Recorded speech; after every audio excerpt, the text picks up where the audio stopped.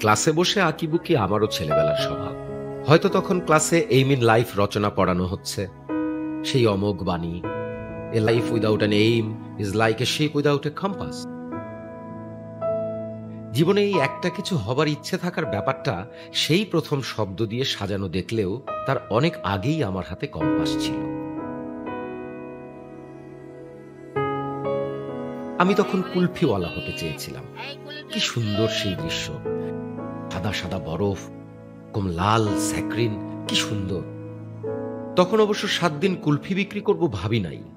ইচ্ছা করলেই 7টা কুলফি একসাথে খাওয়া যাবে, এই চিন্তাই কম্পাসের কাঁটা ঘুরিয়েছিল। ক্লাস 7-এ পরীক্ষার খাতায় লিখলাম আমি জীবনে শিক্ষক হতে চাই। 7-5 12 আরো কত কি, কিন্তু ভেতরে ভেতরে তখন ভয়াবহ ইচ্ছা জীবনে একজন অলৌকিক ক্ষমতা সম্পন্ন ক্রিকেটার হব। একদম 6 বলে 6টা 6 হয় এমন। বাংলাদেশ তখন সদ্য আইসিসি চ্যাম্প, সবার হাতেই তখন বল ব্যাট।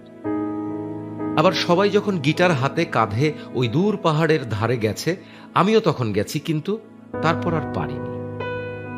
এটা আমার প্রথম জীবন, যখন পর্যন্ত আমি চেকে টি শার্ট বলেই চিনি।